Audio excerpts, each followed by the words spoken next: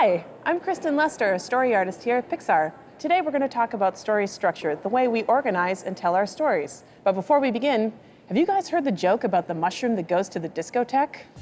A mushroom walks into a discotheque, and he walks up to a lady and he asks her to dance. She says, gross, no, you're a mushroom. So he walks up to another lady and asks her to dance.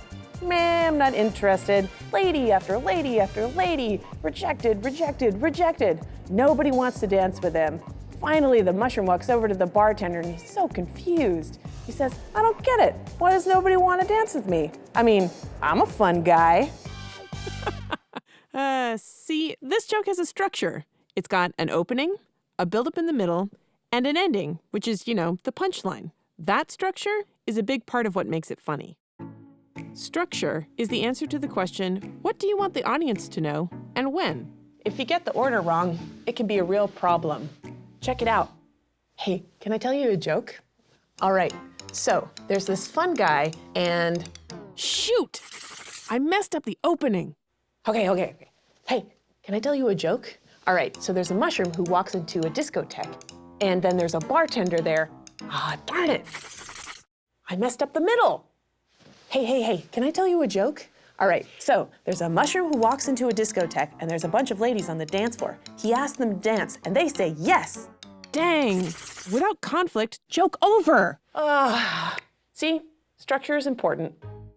Just as structure is a big part of telling a funny joke, it's also essential to making a movie that has the emotional impact you want on your audience. Shh, this is a great example. Nemo! In earlier versions of Finding Nemo, the structure of the story was very different than the final film. The director wanted to interweave scenes of Nemo's parents' lives before they had kids as flashbacks throughout the whole movie. So you would see them meet, Hello. fall in love, and eventually move into their house at the drop-off in little scenes throughout the film. Oh, honey, it's beautiful. The main story of Marlin and Nemo and their journey was pretty much exactly the way it is now. But with the flashback structure, it wasn't until the end of the film that you would find out that Marlin's wife Coral Look out! and all of her eggs were killed by a barracuda. When they showed the movie with this structure, they had one big problem. The audiences, well, they didn't like Marlin.